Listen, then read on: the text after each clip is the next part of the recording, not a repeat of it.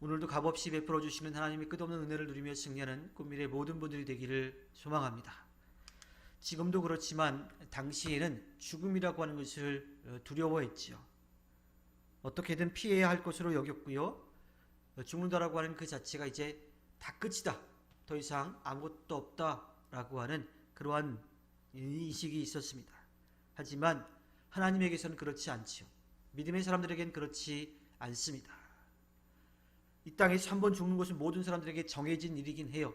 하지만 그 이후에 우리가 이 땅에서 하나님을 믿고 의지하며 살았느냐, 하나님의 뜻대로 살려고 노력했느냐에 따라서 영원한 생명과 또는 영원한 형벌로 나누어지게 되는 거지요. 이 죽음이라고 하는 것은 하나님의 다스림과 섭리 가운데 있습니다. 마태복음 10장 29절에 참새 2마리가 한 양에 팔리지 않느냐, 그러나 그 가운데에서 하나라도 너희 아버지께서 허락하지 않으시면 땅에 떨어지지 않을 것이다 라고 말씀해 주고 있습니다. 참새 한 마리도 그런데 사람들은 어떨까요? 하나님이 그 생명을 귀하게 여기시죠.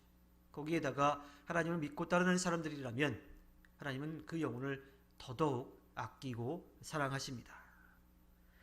시인은 고난받을 때의 일을 생각합니다. 10절에 보면 내 인생이 왜 이렇게 괴로우냐라고 그렇게 탄식하며 지낼 때도 분명히 있었어요. 또 11절에 가면 사람들에게 배신당해서 믿을 사람 아무도 없더라고 하는 그러한 마음이 들 때도 있었습니다.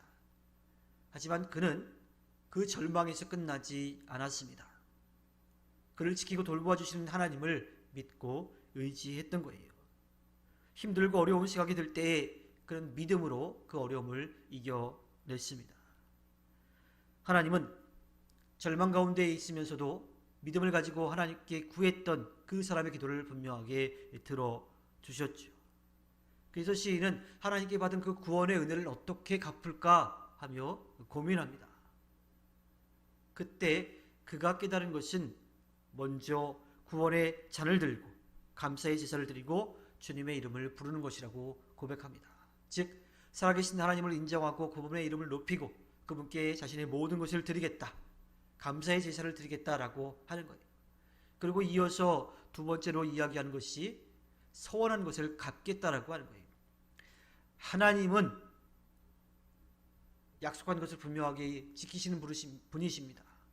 우리가 그 약속을 지키지 않아도 하나님은 하나님 편에서 그 약속을 지키려고 기다리시는 분이에요. 그래서 구원의 은혜를 경험한 시인은 그 구원의 은혜를 갚는 것에 대해서 하나님께 예배하는 일이고 또 하나님께 약속한 것을 지키는 일, 서원한 것을 지키는 일이라고 하는 것을 깨닫게 된 겁니다. 사실 고난이라고 하는 것을 즐길 사람은 아무도 없어요. 자신에게 고난만 있기를 원하는 사람은 아무도 없습니다. 하지만 오히려 그 고난을 통해서 하나님을 더 가까이 알아가는, 더 하나님을 가까이 느끼는 그런 체험을 하는 경우가 많이 있지요. 하나님을 새롭게 만나기도 하고요. 그분에 대한 믿음을 더 깊게 만들기도 합니다. 반면에 세상적인 안정, 또 모든 것이 잘 되는 그러한 과정 가운데 우리는 하나님을 한쪽 구석으로 몰아넣는 경우들이 있어요. 하나님이 우리의 마음의 중심이어야 되는데 내가 계획한 대로 잘 되니까 내가 잘한 것처럼 생각해서 하나님을 우리의 마음 한 구석으로 그냥 몰아넣는다라고 하는 거예요. 그래서 힘들고 어려운 그 시절이 물론 힘에 겨워서 정말 어떻게 될지 몰라 답답해서 절망밖에 할 수 없는 그런 상황에 처할 수도 있지만, 기도조차 할 수 없는 그런 어려움에 처할 수도 있지만, 오히려 그 시간이 우리가 하나님을 더욱더 가까이 만날 수 있는 그런 값진 시간이 되기도 한다라고 하는 겁니다. 마치 도시에서 불빛이 많은 그런 그 상황 가운데 하늘을 보면 별이 잘 보이지 않아요. 분명히 그 별이 떠 있는데 잘 보이지 않죠. 그런데 불빛이 없는 광야로 간다면 어떨까요? 그곳에 가면 아주 작은 불빛도 굉장히 밝게 보이죠. 밤하늘에 수없이 떠 있는 그 별들이 다 보이게 되는 겁니다. 하나님도 언제나 우리를 지키시고 돌보아주고 계시는데 세상적인 것으로 채워져 있다면 그 하나님을 보기가 참 어렵지요. 그래서 때로는 하나님은 그 고난의 과정을 통해서 연달아시고 더욱더 하나님을 믿고 의지하도록 하시기도 합니다. 힘들고 어려울 때에도 하나님께서 지키시고 돌보아 주신 것을 우리는 분명하게 믿고 나아가야 해요. 그리고 그 하나님을 의지하며 나아가야 하지요. 절망의 자리에서 하나님께 구원을 호소하다가 오히려 그분의 침묵에 더 절망하는 사람들도 없지 않아 있기도 합니다. 그런데요, 그 사람들은 온전한 믿음을 갖고 있지 않은 거지요. 언제나 밤하늘에 떠있는 밝은 별들처럼 하나님은 우리를 지키시고 돌보아주고 계시는 겁니다. 그들이 그렇게 실망하는 이유가 무엇일까요? 자기의 입장에서 자기의 필요를 채워달라고 기도했기 때문이에요. 모든 것이 자기 중심이기 때문에 자기 뜻대로 이루어지지 않으면 하나님이 응답하시지 않았다, 하나님이 계시지 않는다라고 절망하고 돌아올 생각을 하지 않는 거지요. 그러나 분명한 것은 하나님은 우리를 사랑하시기 때문에 우리에게 가장 좋은 때에 가장 좋은 것으로 베풀어 주시는 분입니다.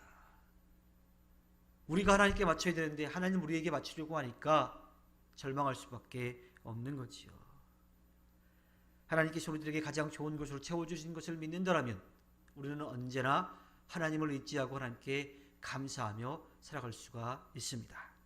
하나님께서 허락해 주신 오늘 하루를 살아갈 때 모든 것을 하시고 가장 좋은 때에 가장 좋은 것으로 채워주시는 하나님을 믿고 의지하여 하나님 앞에 기쁨을 드리는 꿈일의 모든 분들이 되기를 주님의 이름으로 부탁드립니다. 기도하겠습니다.